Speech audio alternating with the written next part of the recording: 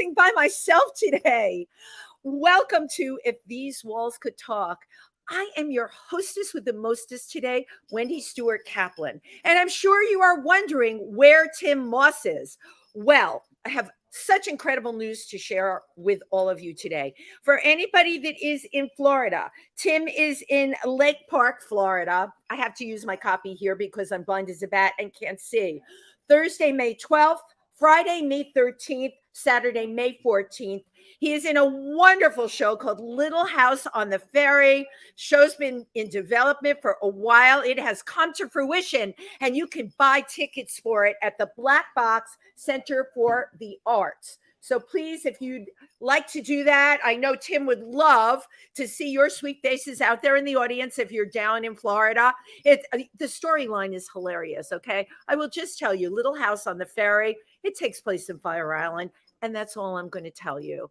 So I'm very, very excited to be here today. This weekend, we celebrated Tym Moss's, is it Moss's? Yeah, I guess it's a apostrophe. His 60th birthday with a kick butt show. We had comedian and MC Ithaca, J.R. Price with the new song Body Positive. People that came up and spoke on stage. We had La Di Da. We had Felipe Rose from the Village People. And oh my God, Sue, who's been on this show, a cabaret artist. I was totally and completely blown away by the whole thing. It was really quite amazing. And you know what? It was wonderful for Tym because he turned 60 last year during the pandemic.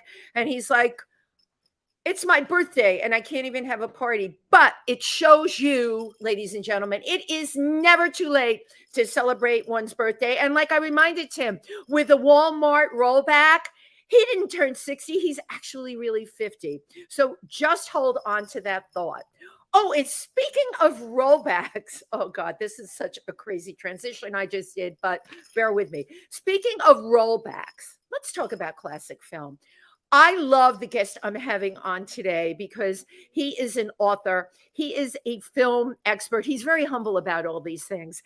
He's an interviewer. And I have to tell you, he's 7 books. Who has 7 books out where like the detail in his books are amazing.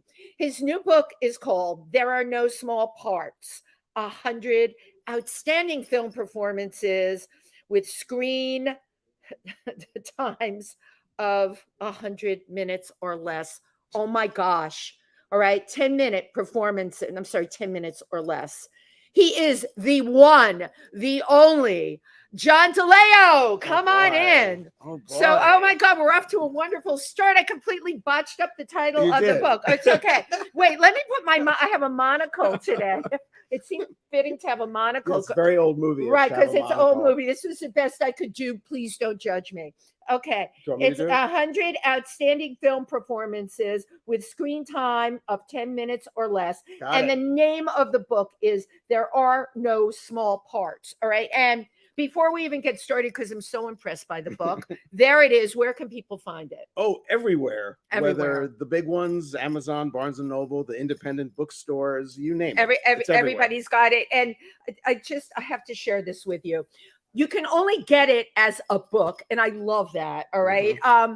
It would be a sin to make this electronic. Absolutely. Well, yes, that was the thinking, that it's so beautifully produced. I have to say, I'm just going to turn to, classic pictures out of, I don't know how John, this had to take forever for him to do, and we're going to talk about that.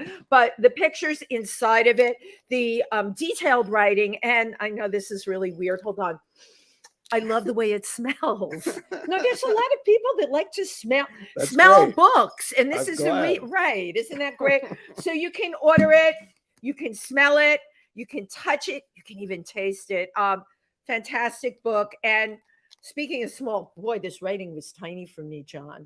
Yeah. I had a lot of words. Yeah, it's a lot of words. It's in terms of it being a book and not an ebook. It's 100 gorgeous photographs. It's beautiful paper. Right. It's got its own bookmark. Right. I mean, it's just really. Yeah, it did. Oh, I just. But that's all my publisher. That part of it wasn't me. And your publisher was Marta Hallett of Folio and Glitterati Editions. Right. And Marta is amazing. And I have to tell you, last night when I was going through the book, I did discover it had its own.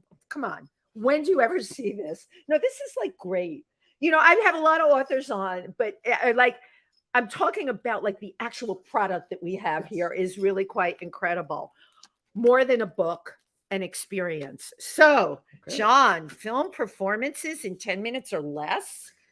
Well, as you said, this is my 7th film book. Right. And my favorite period to write about is the classic era, which would, the studio system, say the 30s through into the 60s.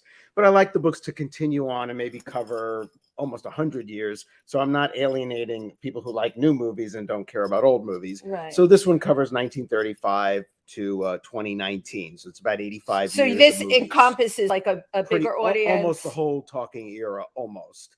And so the thing with the 10-minute performances was I've covered a lot of lead performances. I had a book on great underrated performances. Right. I did a book on the Tennessee Williams films and his key actors, again, dealing with mostly with the great roles. And there's always parts in movies that they're mostly not big enough to win a prize or get a nomination, but they're also integral to the movie, the impact of the movie, the plot. And sometimes they're a real jumping off point for people at the beginning of their careers or a kind of wonderful cameo at the end of a career. And it's just, I thought it'd be fun to collect a whole bunch of them from all different genres, all different decades, and just see what that would be. Of course, it's very subjective. If anybody else in the world wrote this book, there would be 100 different choices. So it's sort of as well, I think all my books are kind John, of my history of Hollywood. It's your history. And can I tell you something? Nobody else would do this. No, the thing I love is the way you pay homage to, you're right, people that have pivotal performances that if you did not shine the light on them, it would go right over people's heads. Yeah, and even with the under 10-minute cutoff that I used, even within that, there's a big difference between a 2-minute performance and a 9-minute performance. Right. So it's even within that, there's a lot of range. There's I don't know if it's maybe 10 that are, or maybe 15 in the 2 to 3 minute range, and some 5, 6, 7, and then 8, 9, 10, but they're all mixed up, but they're organized chronologically. But it's surprising how much you can do in 2 minutes. No, listen, I remember, I'm more of a newer film person, although I got to tell you, you have turned me on to classics, and I'll tell you how. In Milford, Pennsylvania, besides interviewing incredible performers at the Black Bear Film Festival, John has been doing a film series every Sunday with classic films, and I go to them because he pulls things out of his film that nobody else would think to talk about. It is so interesting, and to your credit, you've taken somebody like me who only was a modern film person, and you've turned them onto classics. So kudos to you for doing that. The 10-minute thing or less, John brought up a good point. I remember Suzanne Summers. What film was she in that she became a star? Oh, American Graffiti. She's the girl in the car. Not even a minute. Yeah, I don't think we got a good look at her. No, but she became. But that was amazing to me. To John's point, she didn't even speak. Yeah, she's not in the book. She should, and as she should. I'm not judging Suzanne. I think she's fine. But it was more of just as an image, as a woman of mystery, a golden girl that he catches his eye. But that launched her. Yes, it did. That totally launched her career. I find this interesting. When I was going through your book, I said to myself, he actually had to sit and watch all of these films. I need to know, like, what did you have, like an egg timer going so you could the 10 minutes? Yes, I mean egg timer, stopwatch. You did have a stopwatch. Well, my watch, Okay.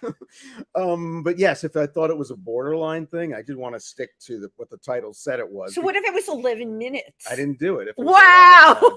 No. Sean, you're harsh. The only way I'll admit, if it was like 10 and 10 seconds over, there's a way to shave 10 seconds off of anything, If like, the camera cut away, or I can barely see her, I'll take 5, but that's poetic license, my dear, right? Mostly it didn't come down to that. Of what got in there, maybe 1 or 2, it was so close, it was ridiculous not to. But if you got to 11, then you weren't in the ballpark, because the point was it was less than 10 minutes. Because if Right. it was 11 and 12, that's great too, but that's not You what cut this is. them. You're out. Yes. I cut them out. Wow, John. Cruel. And you know, it absolutely cruel. And you know, when you think your readers, I would hate to think that there was a reader. Well, there may be one. There's always some jerk out there that is going to say, this was 1 minute over. There's always someone. I haven't heard from that person yet, Right. but I know when I post things on Facebook, people often say, "Why didn't you put in Why didn't such you? and such?" Right. And the answer is usually because it's longer than 10 minutes. 'Cause Right. even I wouldn't, until I actually time things. Some things I remembered as being really short were actually like 12 to 15. So memory is a tricky thing because Right. it's about the impression it leaves with you, which is why you have to go back and check everything. You know? Which fascinates me. Your memory. How the heck?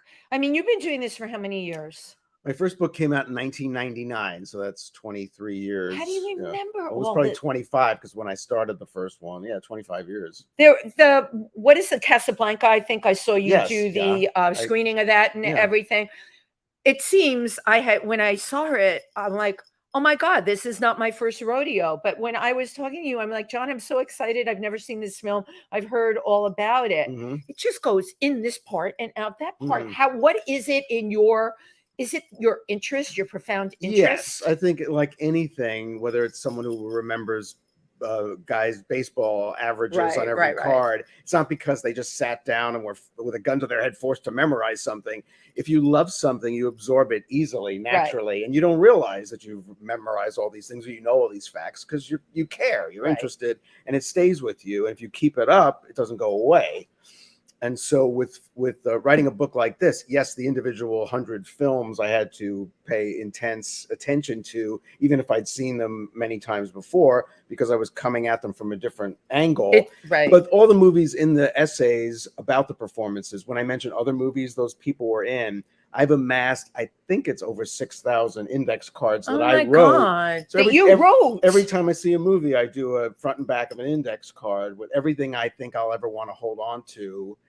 In a general way. If I need to write something specific about it, I'll have to go back and watch it again, like these 100 movies. And I think all the other ones, they're all my impressions from when I watched it. Got it. And I love, you're writing them on index cards for every single person that says everything's got to be like put into a computer. You've got because you know what?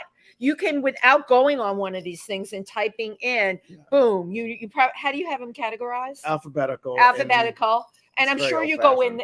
No, you know what? Yeah. It's a wonderful way to do things. I always say, listen, we have to back up our electronics.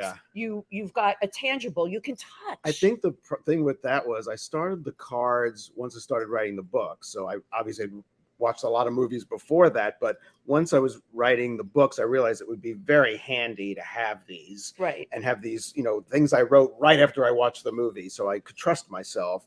And I think I didn't know it was going to become what it did. So I was so far into it that the thought of them putting them into the computer was so exhausting. I guess I could have scanned them or whatever. But no, but even that's exhausting. It's exhausting. No, right. So it's just old fashioned going through the files, alphabetical. Okay. It could be 1928. I'm doing it the same way. None of you can see my table here, but Tim Moss always makes fun of me.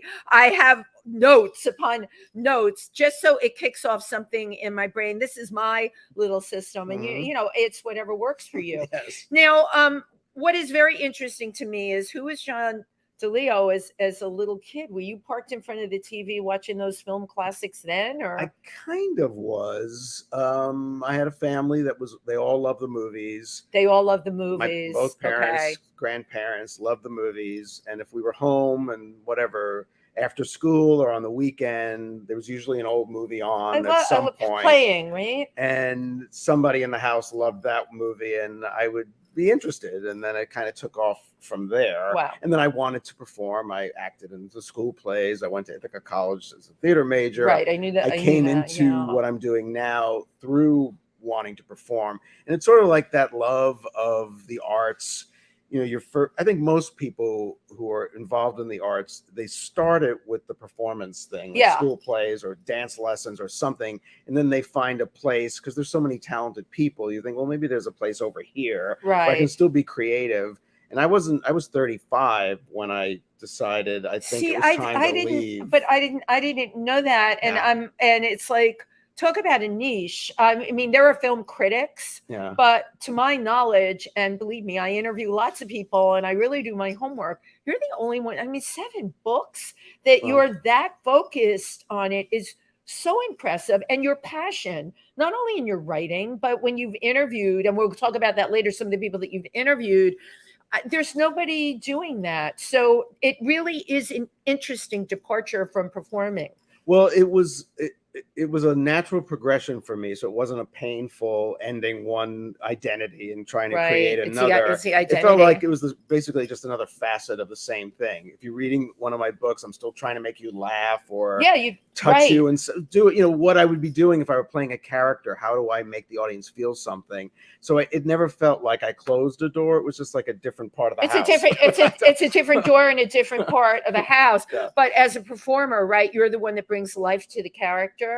In your writings, you're doing that. Okay. When Well, I thank read you. your things, Yeah. it makes those people very again, you have floated my boat. You Yeah. have. And you because you have brought that character to life. Well, I think when I'm writing about actors, and I Mhm. think most of the time that is what I'm writing about in all the books, actors and what they're doing. That is that background of up to age 35 doing that. And so I think I really do trust myself when I'm writing Yes. about and separating what the actor's doing, what's in the script, what the text, if it was a play, trying to identify who's doing what, Right. and what the actor's part of it is and the illumination, the final element of it. Right. How they And that's your that's acting great thing. when you're writing about someone you love and what they're doing, and that probably nobody else could have done quite that way. Right. In terms of like film progressions, because you started 1935 In this book, it starts with Elsa Lanchester in Bride of Frankenstein, and Bright. 1935. God, I remember that was like, Yes. I love that film. Well, You know, the more I talk to you, the more I realize I am connected to classics see, you've because seen it. Bride of Frankenstein is a little Well, kid. I love that. The reason I started with that one is I wanted to start with a performance that everybody knew. Right. So you didn't pick it up and the first thing you thought was, I've never heard of the movie, I don't know who the actor is. Everyone knows who Bride of Right. Frankenstein is, even if they don't remember Elsa Lanchester. So it had to start with that kind of thing. Also, you would know what I meant. Oh, right, she's only in the last scene, so they get what the book was about. Exactly. Actually, she plays two roles. She plays Mary Shelley in the prologue. So she's a 3-minute So she's in performance the beginning, and a 4-minute, and even beginning and 2, it end. adds up to 7. I was going to say that's allowed, right? You're allowed Yes. to do I think right. she's the only So- one that does that. right. But yes, it's yeah. So she was in the beginning and Yes. then in the The end. first scene and the last scene. Yeah. Wow, huh? Yeah. That's it. And but here you are. You did shine the light on her and love make her. us. You Yes. love her. What was it for you? And I think I'm going to be asking you this a lot. What was so pivotal about her performance? Well, in terms of The Bride, which is of course of the 2 performances, the one that got all the attention, and it's the title role. It's so wildly inventive. We're so used to it because the image with the lightning bolt in the hair, and it's been spoofed. We and love everything. that, right? But it's such an iconic Frankenstein, image, right? and to think of them on the set creating the sound she was going to make, the sort of bird-like movements, and it's really bold because they could have fallen flat on their faces, the director and the whole thing. Right. But it's so outrageous and brilliant at the same time, and brilliant. funny and scary. It's just like Right. I'm in awe of it, and she's literally in it that part of it for 4 minutes. Right. And Yeah. and obviously made a lasting impression on you and just about anyone else who had seen her Sure. performance in that. I even remembered. See? there you go. And See. if I remember, you have obviously your favorites in these 10 minutes. Let's talk about who some of your favorites are that you feel their 10 minutes of fame, right? What Andy Warhol said, everyone was going to have 15 seconds 15 of fame. minutes. Right. John DiLeo says I can- 10 minutes. You get more bang for your buck with this guy. That's all I'm saying. And Andy, okay. Well, Who I are some think of your favorites? There are a lot of famous ones in it, particularly the more recent ones where people know the actor and they'll remember the movie. But for me and what I do, it was most fun to write about lesser known people, because you feel like, who in 2022 is writing about this person Right. anywhere at all? And I felt like I was, in my way, giving them a gift Well, to say, empowering. to say, right. I want the world to know what you did. I'm thinking of a wonderful guy named John Ray in Frank Capra's Mr. Deeds Goes to Town. Okay, Wonderful everyone movie. knows Mr. Yes. Deeds. Well, he plays the farmer who bursts into the mansion and is sort of like this personification of the Depression that crashes into this movie, Right. and changes the plot in his 4.5 minutes. And there's a brilliant actress named Gladys George who played a lot of tough cookies in the 30s and 40s. I love that expression, Yeah. tough cookie. And she's in a movie called The Hard Way, which is like a version of Gypsy before there was Gypsy, but it's sisters rather than mother and daughter. Got it. And she's a downward spiraling star.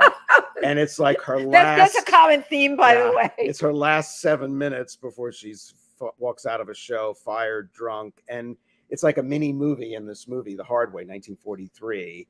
And it's spectacular. And it's sort of like if the movie were 2 hours, there's nothing more she could give me that she didn't already give me in 7.5 minutes. Amazing. So people like that. But of course, they're, as I said, they're famous people. Marilyn Monroe, Marlene Dietrich, Alec Baldwin. There's a lot of famous people in the book.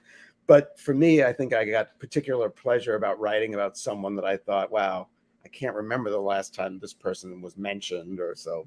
But you brought out something that if we weren't having this conversation, I would never think about, that their 10 minutes changed the plot. Yes. That's a whole other thing that I don't think yes. most of us would think of when we Yes. watch a film. Right. That you can be a pivotal Right. character in a few minutes.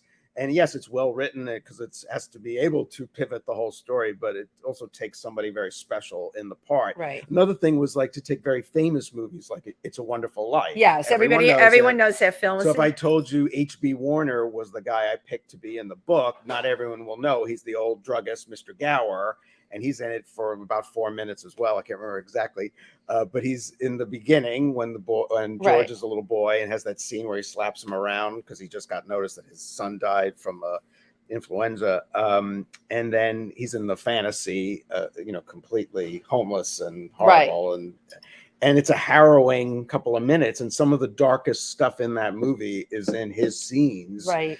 And he had been in a silent star, and he had a big career, but even people who love the film couldn't tell you his name. Right. I assume, but not everybody. Right. Not every, but that's why you're here today, John, on this show to tell us about people that we wouldn't even know about really if it weren't for you putting together the book that you did. Do you feel it's like a natural progression? Your very first book, I have all your books here. Yeah. Your very first book, and you thought you knew classic movies. That was a quiz book. So yes, the first one where I didn't even know if I could really write, I basically wrote clever little introductions to 200 quizzes. That was what the book was. And because it got published and people seemed to like it, it gave me the confidence. Well, I think I could actually write, short pieces. And then the next one was like, I think I could write long pieces, or I think I could do sort of major profiles of people. So each book has sort of challenged. It's been a progression for you, but I'm going to stop you right there. You didn't think it.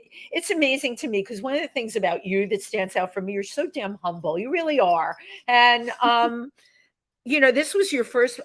There's people writing garbage out there that think they are gods.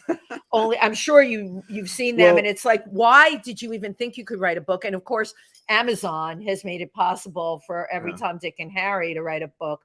You were a little tepid. Well, let me just try this. I guess because when I did the humbling. first book, I was still thinking I'm just an actor kind of on the way out, and I'm just throwing darts at boards to see what will stick. Like maybe this. I call it spaghetti on the wall. That's good too. Maybe this will be the thing. Right. And then I realized, I as I've said before to people, that it wasn't like I was in English class, some student where the teacher was coming up to me and saying, you have a writing gift, you should be doing this. Never, never, never. I think I came at it from the opposite way, which was I had so much I wanted to say, so I had to get good at saying it, and I would get better and better at saying it. Okay, that's a quote. That is a quote. I had so much I had to say. I had to get really good at saying it because, John, you just said a bunch of things here for people at home that are listening that feel they have that it's ready to burst out of them. Go for it. You did it. Well, I can see when I look at my 7 books, not that I'm at home every night looking at all 7 books, but I can see how much better I've gotten with each one. For me, I like when I look at the one that just came out, Yeah. I still feel very, very pleased with every sentence. When I look back 20 years, I can say, oh, I bet I could have done that a little better. But Well, like this one, for instance, okay, I've got Boris Karloff, and that's Lucille Ball, and this one, right? From the pictures can everybody see how tiny this print is? Okay, I have my special monocle to read John's book, but all kidding aside, this is a lot of detail and a lot of research, and the writing is wonderful. Thank you. All right, so you want to talk about somebody evolving? You really are an inspiration for people, not only for people that are turned on by something, that think they have something to say, but you're right. You were in a different career in the arts, but not so different. Right. And you just took it upon yourself. Open up that other door. Don't be afraid. Walk through. Your first one, as you said, was questions, and you thought you knew classic movies. That would be a very good book for me just getting started. It's very hard, though. That's the thing. It's hard. I'm going to be judged. Yeah, no, it was. It is. It was, the idea behind that book was to test the people who say, I know everything about old movies. So it was sort of like the test of all tests, the quiz book of all quiz books. Okay, but I know nothing. So for someone it's like not for you. okay, Not for you. Moving right. 100 great film performances you should remember, but probably don't. Okay. Yeah, that's the one I was saying about how I was writing about lead performances. Right. Which is the new book is closest to that one in format. I was going to say in format. It's 100. Right. They might not all be well known. The essays are roughly about the same size, but the focus is different because instead of stars and star parts, we're dealing with these miniatures. Right. But you're giving them, you're giving them a platform. No one else has done that. You're absolutely giving them a platform. All right. Screensavers, 40 remarkable movies awaiting rediscovery. So that was one where I didn't come at it from the actor's point of view. That was a book about the different genres. So I wrote about 5 great musicals that I love that I didn't think got enough attention, 5 great war movies, 5 great fantasy horror, 5 great Westerns. And that spanned the decades. That went up to 2000 and started in the silent era. So that was one where the focus wasn't on the actors. It was more of the progression of genres and how they operate. And you know what? If you hadn't said it, that's something I never even thought about. That from each time period, I guess it makes sense, right? War movies were popular during the war, and the different wars as movies go on. Like right. In the 30s, they were making like Casablanca. Right. Right. I didn't realize the impact, and I found, oh my God, here I go. I've been woke. When I was watching Casablanca, there were things about that film that completely related to now and where we were. Yeah. What's going on in the Ukraine. Well, one thing about the great old movies is that they continue to speak to us. Thank you. And not just entertaining, because of course Casablanca is very entertaining. It's romantic. It's exotic. It's obviously filmed in very fake sets that you want to live in. It's a beautiful world. They didn't feel fake to me at all. It was all Hollywood. I loved it. But they're also like the issues that Rick, played by Bogart, the stuff he's dealing with is stuff people deal with all the time. Right. Self and bigger causes and all the and it never stopped speaking, even though it was made during the war, about the war, never and stopped essentially speaking. Part of the machine to keep morale high during the war. It has never stopped speaking to people, and that's mostly what the great ones do, which is why I love showing the old movies. I never really show anything that I would think had no value. I was like, you're going to be surprised how moved you're going to be or how much you're going to laugh, right? Even though this movie's 85 years old, or that but you're talking now about common threads, laughter. Yeah. Okay, exactly. History. Yeah, don't we say history repeats itself? Yeah. And I mean, of course, the styles change, and there's often little moments where you think, wow, that's, we don't think like that anymore and stuff. But, obviously, the older these movies get, that's going to come up more and more, that like these little things. But, I try to get past things that if there's so much value, there's certain things you just have to say, hey, it's 90 years old. Yeah, right. Yeah. But everything old is new again. I hate using a cliche like that, but you could, for all intents and purposes, because at the end of the day, I would hope we're all just people, right? We haven't morphed into avatars yet. Yeah. Well, like I showed, it happened one night, Clark Gable and Claudette Colbert. It's called sort of the granddaddy of romantic comedies from 1934. I showed it a few weeks ago, and people were loving it. And you think it's still maybe the best romantic comedy ever, because they've all imitated it. And what we still love about them when we see a good one, it's all there in that movie. So, it's... Do you think a film like Harry Met Sally pulls a little from it? Yes, absolutely. Absolutely. Yeah. Anything where the two main people are sort of at odds for most of the movie, and we have to wait for them to get to where we know they're going to get to. Right, exactly. All right, people that you've interviewed completely fascinates me. I've seen you do your interviews. Tell me about some of your interviews that you've had. Well, I lucked out when I moved to Milford that there was a Black Bear Film Festival that I could walk to. Right. I didn't know that. And by the way, that's in October. When is that this year? Plug for Black Bear Film Festival it's usually the middle of October, usually the weekend after Columbus Day. Yes. And the festival was new when I got there. I think it was the second year. And at some point, they had access to an old-time star, Farley Granger, and they thought of me because they got him, but they weren't sure what to do with him after he agreed to come. Right. And somebody knew me, I guess, on the board, and they said, there's that guy in town. That odd guy in town. He's a film expert. He writes books about this stuff. I guess He's the second one had been out by then. And so I did get to interview Farley Granger before we screened Strangers on a Train on the big screen. And that was the first of about 10 on-stage interviews, either before their movie or after their movie, usually whatever they wanted to do. People love, by the way, the Q&As. When I go to film festivals, my thing is, yes, I watch the film, but I always stay for the Q&A because that's the backstory. Well, also, it's so special when and these were old stars. Right. I interviewed people like Jane Powell and Tab Hunter, Arlene Dahl, Keir DeLay.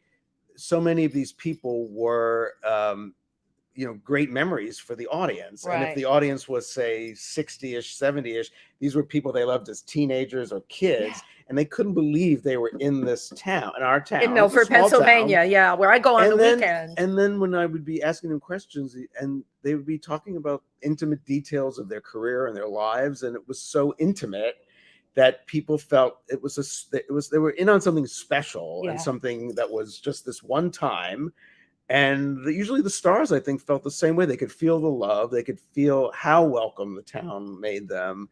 And so I have some, amazing memories. The most sort of substantial thing that came out of it was just a lucky thing. Was actually she was the last one of the more recent ones. Was Jane Alexander. She passed. No, she didn't. Who's the one that passed? There was somebody. Jane Powell passed. Jane Powell. It was Jane Powell that passed. Other Jane. It was the other Jane that recently passed. Right. Right. Jane Alexander, of course, was 2018. 2018. Yeah. And she and I really hit it off as friends. Like she was there a couple of days, and we kept up. We kept up an email, and she was in a show in New York, and I went to see her, and I came backstage, and anyway, when I was starting this book with the under 10-minute performances, an obvious one was Jane Alexander and All the President's Men from 1976. She's the bookkeeper. She doesn't have a name, but she's in it for about 8.5 minutes. So I knew I was going to include her, and I wrote to her and said, I'm doing this book. You're going to be in it. When I'm done with it, can I send it to you? Maybe if you like it, you'll give me a quote. She said, absolutely, send it to me. She was good on her word. She read it real fast. I mean, just when she said, I'll have it done by this date, and she said, I have a quote for you. It's slapped on the back of the book, and it's the gift that keeps on giving. And here is the quote. Well, we both are. Oh, wait, my glasses are over here. Wait. You don't have to do the whole thing. Oh, it's okay. I want to, the quote is. Well, it's long, but I'll give you the. You can read it. No. That's not too long. Let's do it. Yeah. Okay. John DiLeo takes us on a captivating waltz through movie history by focusing on actors in brief roles who made a big impact. Many of the 100 movies are well-known classics, others obscure, but DiLeo makes you want to see them all and revisit the under 10-minute performances he writes about so compellingly. I am delighted to be included for my 8 minutes on screen. Yay, Jane Alexander! Bookkeeper and All the President's Men, and confess to having never been so thoroughly dissected in a part. That's fine. No, okay. She's a sweet lady. She's amazing. Talk about inspiring. She Oh is my God. inspiring, but you know In what? so many ways. I love her choice of words, dissected. I was trying to think of what you did, John, and I'm using words like detail, intricacy, dissect. You not only dissect the film, you dissect the role. It is this is a special gift. You said something earlier about, writing, and you weren't in school considered a gifted writer. This is my case in point.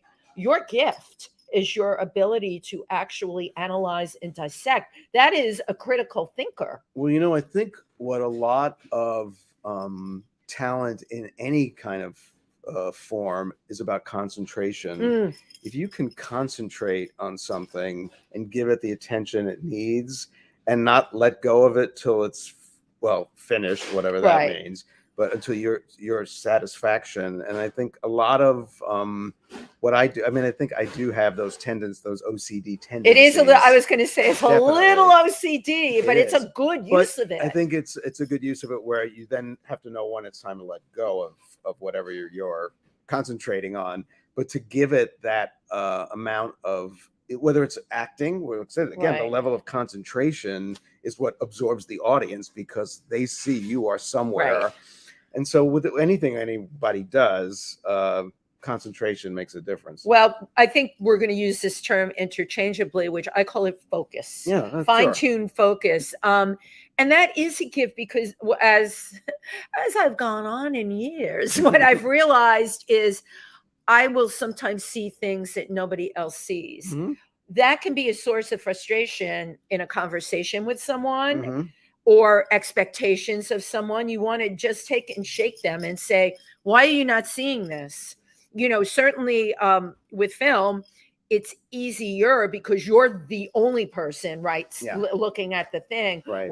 When you're talking amongst a group of friends, I'm sure you also go through this sometimes that you've seen something that nobody else sees. So you have to kind of zip your lip because they don't see it. You've also hit on the biggest difference between acting and writing was going from something you do with a group, a community of people pulling together to make something happen, to being the guy or woman alone in a room doing what you do and not having anyone get involved till way late in the process. Well, yeah. And then it's then it's different. Then it's like, whoa, it used to be just whatever I wanted all the time. Right.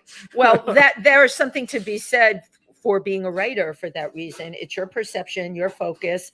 It's your rodeo. Yeah. However, then we get into things like editors. So let's talk about that. I'm curious in your process how that works for you. How do they edit somebody like you? They don't.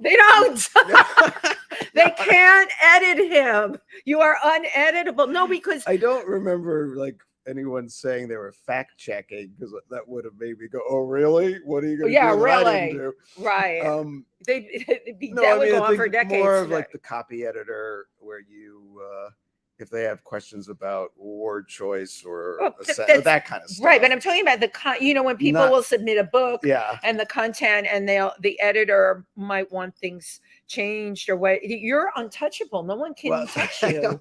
Thank you. They won't go near John with a 10-foot pole. This one is pretty close to what I mean. Yeah, it's to what I sent in originally. I mean, there are a couple of little, like I said, copy edit things, but nothing where structural that's the one thing too. The way I do these books, I set up what the essay form is going to be. Like, this is 100 essays. They're all 3 pages long. So it's kind of built in. No one's going to come in and say, now, if you could just move all this, it's already formatted. Your structure is formatted. So it's almost like you're the director who's edited the movie before you show it to the producer. Right. It's already exists. Like, you can't really do too much if you're going to do the book. Right.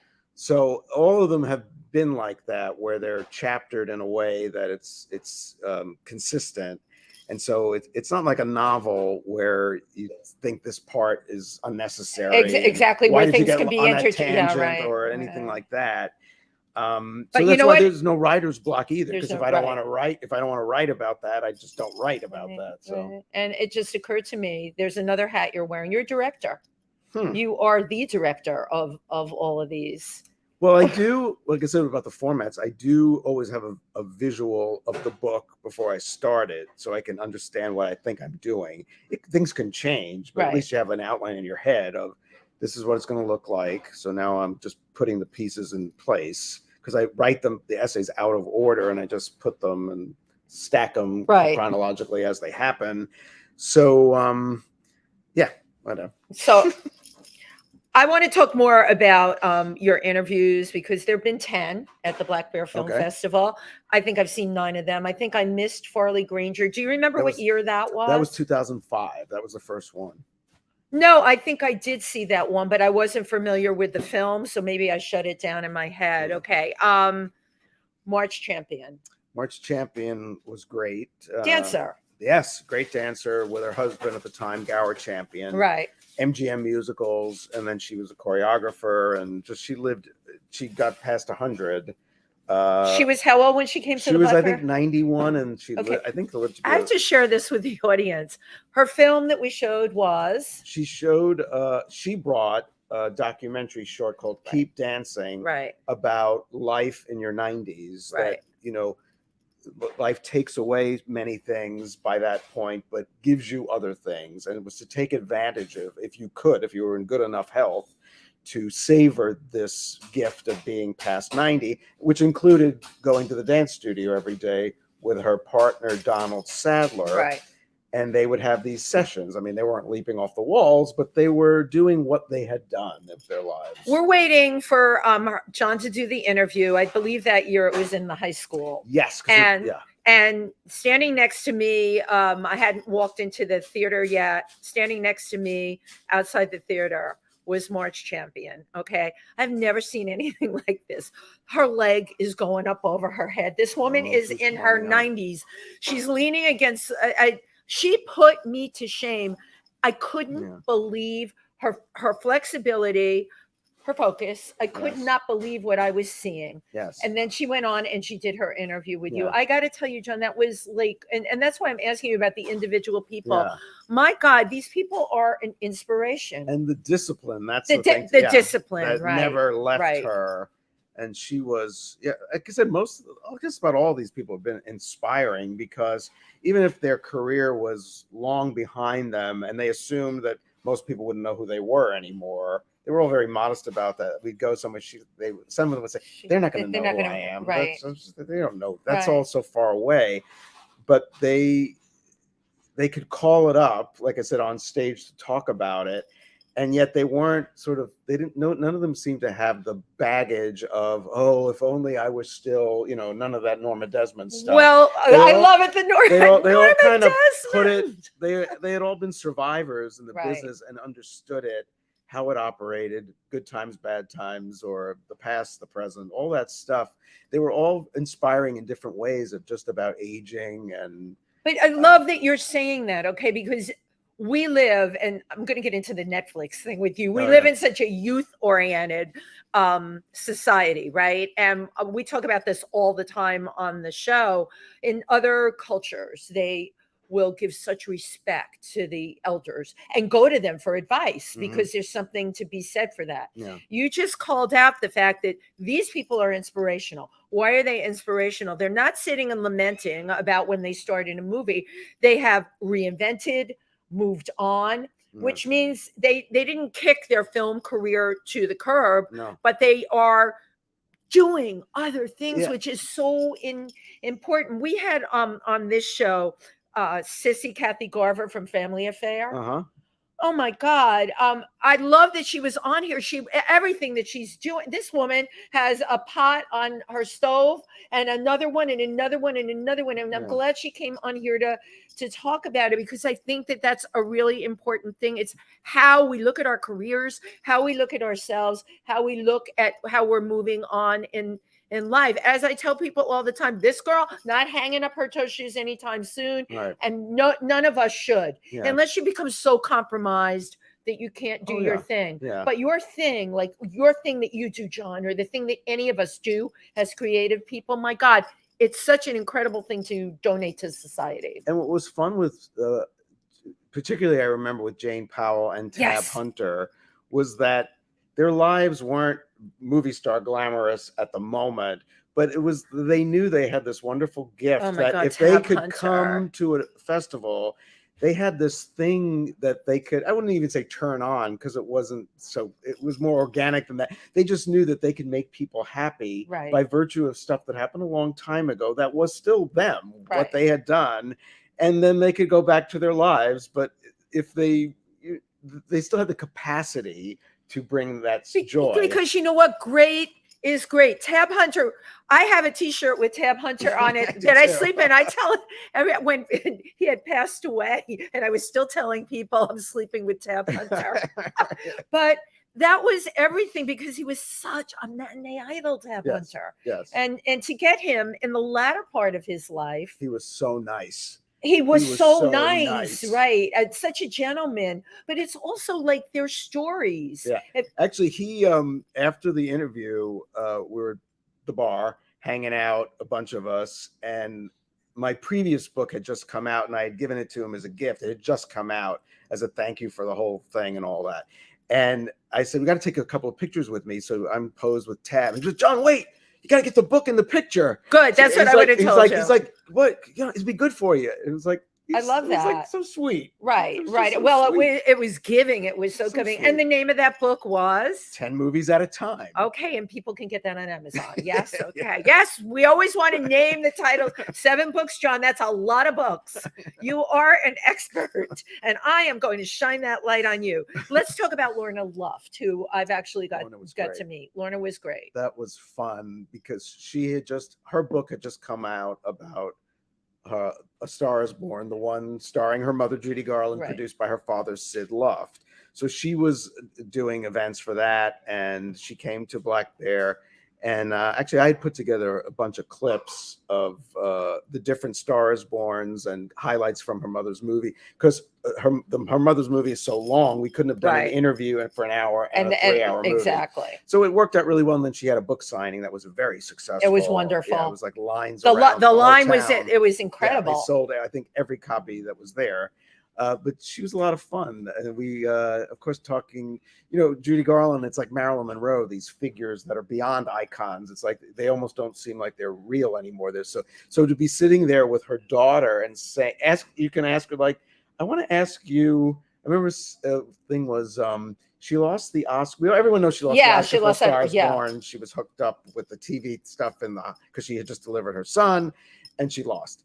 But she was nominated again for Judgment at Nuremberg. Right. And I've never seen a photo or anything. Did she go? And so she was able to tell me they were all dressed up. They were ready to go to the Oscars, and she thought she was going to lose. So she was hesitant. And Lorna's brother said, I don't think I feel well. Oh, Joey's not feeling well. We're not going. She just wanted one little excuse. I don't even know this story. To come. Right. And that was the kind of thing of, like, if I weren't sitting across from her, you would have never known getting it from the horse's mouth. You know. She said, yeah, we were ready to go, but she knew she was going to lose, and she did. But again, there she was. You got to interview her. Yeah, it was really good. And then I saw her in concert. I went to that concert. Oh, in Milford, but I saw her here, and so it's just nice. And it's not only just nice, because we hear of these people, Judy Garland, Lorna Luft is not only, I loved, she gave a Christmas concert, and then she did an interview after, and it was before our theater in Milford was renovated. Yes, there was Lorna Luft on stage in a parka and gloves, but the consummate professional doing her interview looking like that. I mean, and giving us, this is another thing, they give us bits and pieces of themselves that say, hey, I'm very real. The issue I have with now is the non-reality, the society that we are living in with these reality shows. These people aren't real. They're not movie stars either. The Real Housewives, the Kardashians, I can go right through and name any of the reality shows. But John, how did this come to be when the people we're talking about, they really are stars? Why would people look up to the fantasies that are sold to them on these quote unquote reality shows when we had real stars, and we continue to have real stars? Yeah. Well, unfortunately, it was always a star-driven enterprise, the movies.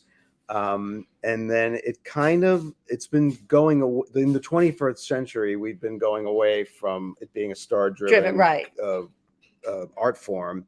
You think of even as recently as the 90s, it was Tom Hanks and Julia Roberts and George Clooney, and yeah. And then maybe you can go, maybe Jennifer Lawrence maybe would be the last. She just squeaked in. The last Jen person. just squeaked in under the door. But now it seems like with the Marvel movies and whatever else, it's character driven, where no one even cares who's in the costume of the superhero. But it's character driven. Spider-Man's the star. Nobody cares who's. So you would say that maybe movies have evolved to that in a bad way. Bad way. And I think with reality TV, initially it was a much cheaper way to make television than paying excellent writers, excellent actors, and creating stars for 15 minutes. So I think a lot of it was economics, and there's just, there is a lot of great television now. We are in some kind of golden age of television. Yes. But most of the great writers are writing for television drama and not for the movies. And not for the movies. It's just, and it's not anybody's, it's not the writer's fault. It's not the actor's fault. It's just what they make. I think and there's still really good movies every year, just not as many as there used to be. But okay, here's the thing, and we have a bunch of comments which I want to get to. But let me talk about the movies. Yeah, there's tons of them now. Before we started, I was telling you, like Netflix, right? Those are very formula oriented. I tend to see the same actors popping up in these quote unquote Netflix movies. Many things to me have become a factory right now where like in your books, you're highlighting individual movies. I think the system is just different. I think too, also, there was always formulas. There was always the sort of routine dramas, but you didn't watch them all like night after night because it wasn't in your house where you could watch them tonight and the next night. That's a good point. 2 years later, they'd remake the movie with a different cast, different names, set it in a different place, and it would seem familiar, but you kind of went with it. And now, like you said, if they're doing these formulas, whether it's the holiday movies, which are very formula, and if they're producing 20 at a stretch, and then you can watch them all over and over, it becomes so obvious how calculated it is. It is unbelievably calculated. I watch them because, when the pandemic hit, myself and most of my actor friends, it came to a crashing halt. Right. Ironically enough, Netflix seemed to find all the COVID loopholes to not only get around that. And when I look at the dates when these movies were made, they were cranking out films. Yeah. And if you watch different movies, it's like a group. Maybe in that group are 100 actors, but it's a lot of the same people that were working during that time. Yeah. The problem too is I think COVID's going to have a further negative impact on the movies, where even people who are still going to the movies like me, there are fewer of us from the 2 years. So even something as well received and as marvelous as the West Side Story remake didn't get the audience it should have, because that audience wasn't going out to the movies. So what also is happening, more and more of those people are now used to not having to go out, and they're probably good even point. When it's all over, they're done with that. No, you're right. And get your giant screen. And it's just about teenagers going to see Superman, and that's what the theaters are going to be, except me showing now Voyager and Milford this weekend at 4:00. But and that's another wonderful thing about showing old movies in the theater, is that, if you're home and you're flipping on your Turner Classic Movies and you're come in the middle and you loved something, there's a whole part of it you never saw. But if you pay it for a ticket and sit there, it starts and you don't get up till it ends, you saw the whole movie and you saw more details because of the size of the screen. And so when you see Casablanca that way, it's not like stumbling on it. It was, for me, it was like seeing it for the first time in those backgrounds you talked about. Oh my God, I ate them up. Oh, so the comments. All right, there we go. Timothy Moreland has tuned in. Thank you so much, Timothy, one of our friends. Sue Stutzman, thank you so much. Teresa Sabin. Now it comes out. Wendy doesn't even know how to scroll these things. Tim Moss, I'm lost without you. let me see who else is on here. There are other people, but if you look at Tim Moss on Facebook Live on his page, there'll be comments there. And there will, of course, be comments on our YouTube page as well. I am technically broken, but what I lack in technical non-expertise, I make up for in good interviews. So there we go. And having, of course, great guests. John, let's talk about independent film. And it's a bit of an elephant in the room, and I'll tell you why. Because I know you concentrate on the classic blockbusters. Indie films have largely taken over. And, you know, we keep referencing the Black Bear Film Festival in Milford, Pennsylvania, which we certainly, our films there are all independent films. I'm an independent documentary filmmaker. How do you think the impact of these indie films is going to affect those big budget films, or will it not? I want your opinion on that. Well, it's a complicated issue. One of the things I remember the impact of independent film as someone who lived in New York in the 90s and up till 2012 was that the independent American independent film knocked out a lot of the opportunities for foreign language films to play in New York. Oh, that's when I when I moved here in the 80s, there was always the new big Italian movie, the new big Japanese film, or French film. The Angelica would always carry that. Almost by the time I left New York, it was almost impossible to see more than one or two, whatever the one or two most highly touted foreign films were, and nothing else. There were all these people you'd hear about that the films were never here. And so, again, I'm not really blaming anybody. I'm just saying that did happen because of that, because they were getting those slots. And independent films, like everything else, there are great ones and there are really bad ones. Right. So just because they're independent and are made with the right impulses doesn't mean they're good. Right impulses, low budget. Well, and just because a Hollywood movie has a lot of movie stars doesn't make it automatically suspect. Right. You know?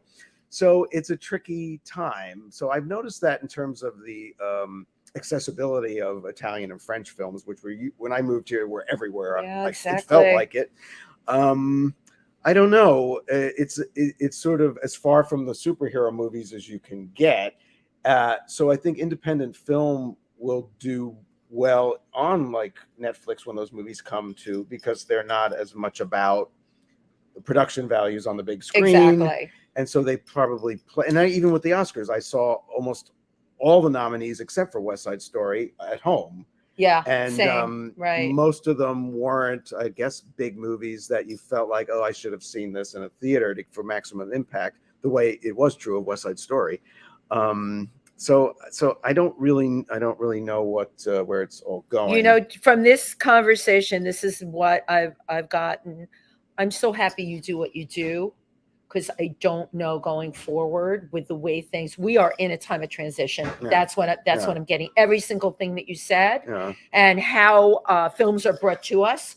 You're right. I saw every single film also, because we get them from the Directors Guild and Screen Actors Guild. Yeah. I watched every single one, and I watched them on my TV, my 42-inch screen. Right. And I'm sure that's how lots of people are. And because of streaming and Netflix, a plus side, you're going to get to see a lot more stuff. Well, both good and bad. The other thing about, movies are new for a very few minutes, really. Movies are old movies for most of their lives. You're only new for a year, and then the Oscars are over. And then you're an old movie.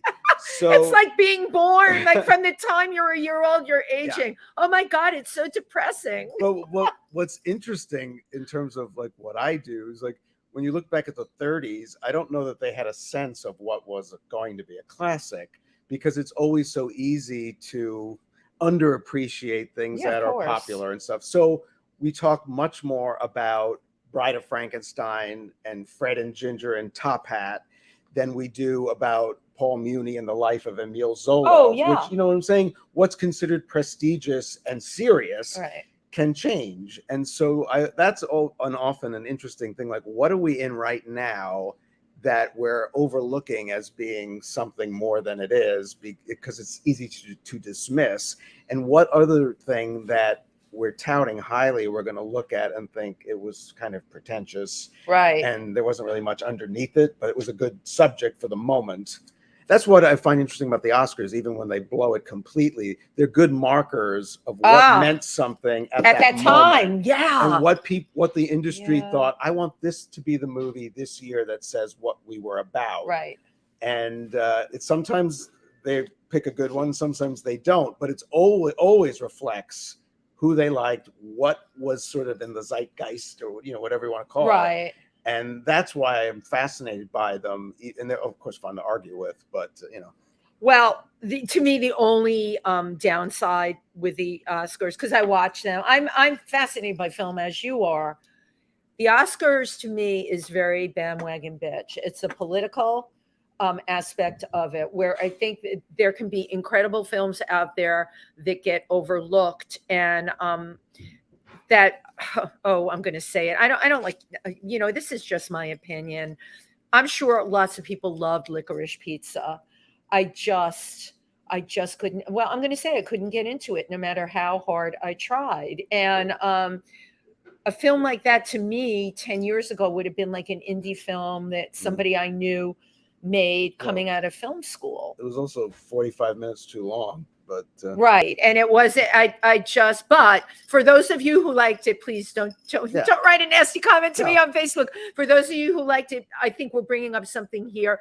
Different strokes for different folks, right? Film is about people's also, taste. In terms of the Oscars, it's always been, tainted from the beginning, right? When it was really just about the tainted Oscars. Yes, it always has been. Right. Studios used to say vote for this guy because that movie needs to make money, and we spent a lot on it. So it's never, but what award is not tainted by other things, politics or whatever, personality, and they're just, like I said, they're mostly fun to argue with. And mostly fun for you to decide how you feel about something in reflection to what somebody else said was the best. Whether you want to agree with it or disagree with it, it's a good sounding board. I found out I'm a good picker. Both at the Oscars and the SAG Awards, I was only wrong like 2 times. All right. Yeah, I know. I even impressed myself. John, you are a delight. What do you want to tell people? Oh my God, thank you so much. We'll have a drink at the bar. Going forward, we're good friends. Yes, we are good friends. Well, yeah, but even if John weren't, no, I didn't know John that well. Well, I mean, we got to know each other. I mean, this amazing chemistry didn't just happen like that. I've known you. No, but you know what? With what you do, and because I have no filter, I will ask anybody anything. And the people that Tim and I have on this show, we admire what they do because they inspire, and really that is admire, inspire, and that's what If These Walls Could Talk is about. What do you want people to know about you going forward? What's coming up? I've got a couple of things. One thing that's exciting, I'm going to be one of the authors at the East Hampton Library Authors Night on August 13th. I think tickets go on sale in June. Wow. But they've announced who the slate of authors, and we'll all be there signing books under a tent. And that'll be very exciting. I'm looking forward to that. Under a tent, I like that. Yes. And I've got a couple other things. I'm supposed to have events. I don't have dates for yet, so I can't really talk about them. But there's stuff in the irons in the fire. There are irons in the fire. That's what we want to hear. And how can people find out more about you? Where do they have to go? My website's johndileo.com, JOHNDILEO. Easy. Follow me on Instagram. I post every day, JOHN.DILEO.12. Don't forget the dots. And I'm there. I have a fan page on Facebook and a regular page. I'm on Twitter at John DiLeo. I guess I'm doing everything right. I'm not on TikTok. I feel I'm too old. It's just, you could be, but it is that's my breaking point. It's one thing too many. Yeah. It's ridiculous. I spend between promoting the things I'm in, promoting the people I interview, promoting. And I have a wonderful PR person, World Star Media. Even with all that, I'm on social media 3 hours a day. Do you realize how pathetic that is? Well, an hour and a half in the morning and an hour and a half at night. And it is what it is. It's what we got to do, as we say.